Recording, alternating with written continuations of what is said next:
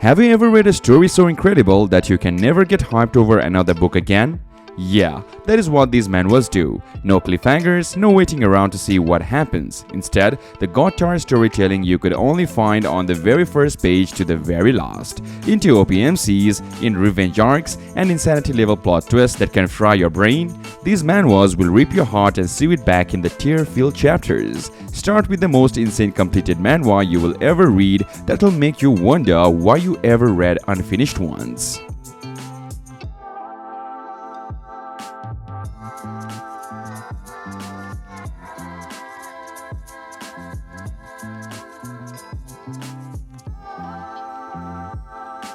Next on the list is all attribute martial arts. Revenge, rebirth, OP system.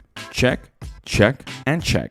Our MC Wang Ting died a loser, betrayed, humiliated, and broken. Then is reborn into a martial arts world and is given the most ridiculous cheat of all time. He can put his hand in the ground and scavenge the power of other people. But what makes me turn the pages is the way Wang Ting does actually think. He does not behave as a brainless OP hero. He is strategic and will never miss the moment. It is a kind of dopamine watching him outwit young masters who think they are superior to everyone. The art is goodish, the translation is straightforward, and the women are not bothersome zombies. This manhwa will be your new guilty pleasure, especially when you prefer when on the dogs turn the tables. Next is Champion Path to Murim. What happens when an MMA legend dies and wakes up in an ancient Murim? Total chaos, right?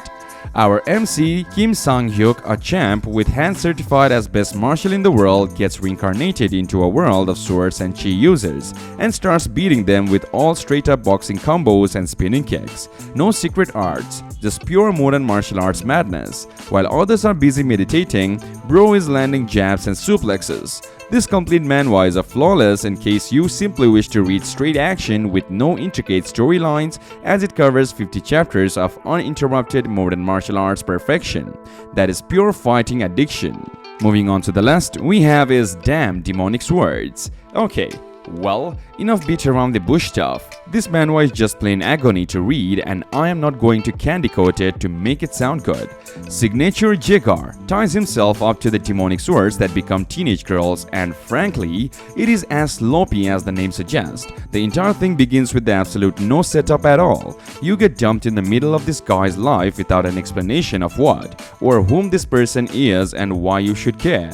Then there are these two sword girls that appear, Minerva and Sui, and you will be damn irritated to the point of closing the tab. MC spends his time trying to eliminate his own weapons most of the time, which leaves you wondering why there are such weapons in the novel. The art is good, but with the characters that have as much personality as a wet piece of cardboard, even the best visuals can never help. I have absorbed this trend too often. Great idea, but awful implementation. Read something else and spare your time. Next on the list is we have Hoarding in Hell. Kang Hyunmo, actually the lowest of the sewage cleaners who is not even a proper hunter. The other people are getting to be heroes and this guy is spending his days in a hazmat suit cleaning up mana-infected sewage. And this is where it really stops making sense. His father dies, leaving him a stone to get him back to the dungeon. Then he is killed again and still manages to resurrect himself.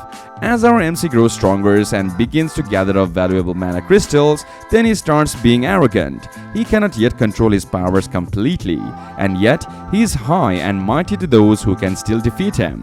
The art is so pretty in that webtoon level of detail, but the story follows a pretty tired formula of being a weak to strong story. Still, watching someone go from sewage cleaner to badass through pure suffering hits different. Okay, we are almost at the end of our list, and next one we have is how a former pro takes advantage by doing an easy job. Ariel has spent 100 lives in absolute all worlds, magic, martial arts, even sci-fi. He no longer chases powers as he is in Life 101. This time he desires easy life, money, and tranquility. And honestly, it works. He does not make a show but plays smarter managing lands, sensible use of magic and avoiding royal melodrama. He is not an average OP hero. He is relaxed, witty, and cautious. There are some painfully slow moments as well as some funny moments too. But the fact is, if you are sick of loud and goofy MCs, this is quite a welcome and a decent read. Next is I Am the Sorcerer King. Sung-hoon Lee, the most pathetic guy on the face of the earth. Unlike all the other people when monsters invaded, everyone got superpowers except this poor bastard was left as human bait to be used by real-life superheroes. Yep, that is right. His role is to nearly die in order to allow the real warriors to rescue him. But here is where it is all insanely insane.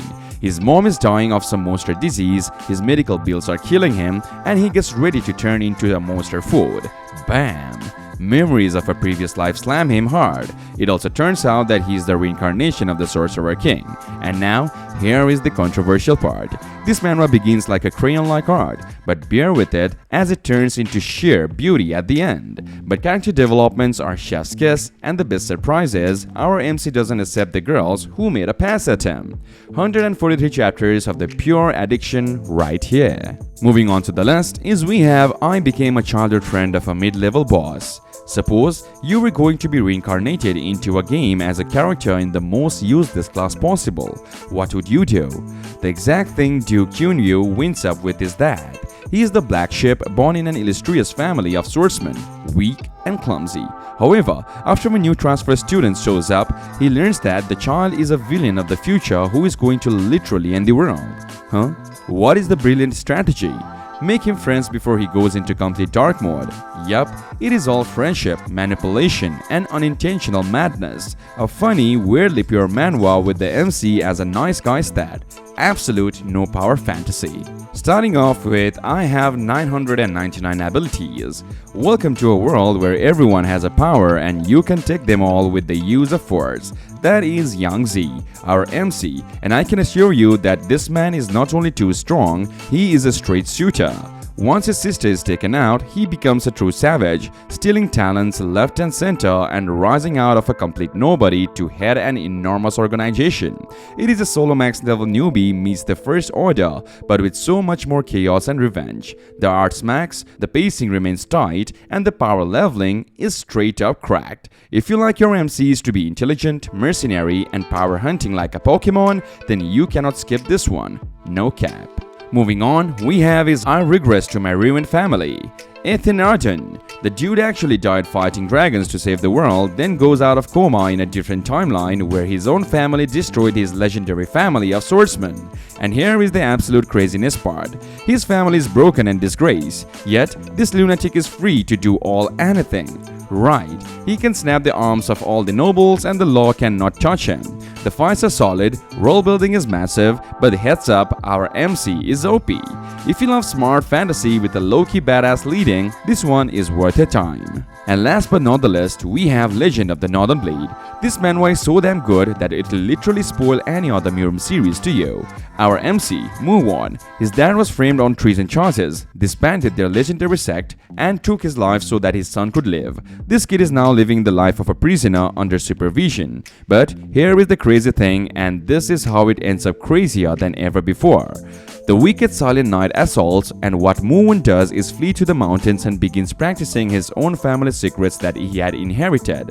This does not involve the usual I am overpowered and everyone is stupid nonsense. This guy listens to his lessons, becomes better as a human being, and the bad guys, they are so well written you will even be able to figure out what drives them. The part you can hear people saying, "Oh, this is too slow to read," yeah, I'm a speed reader.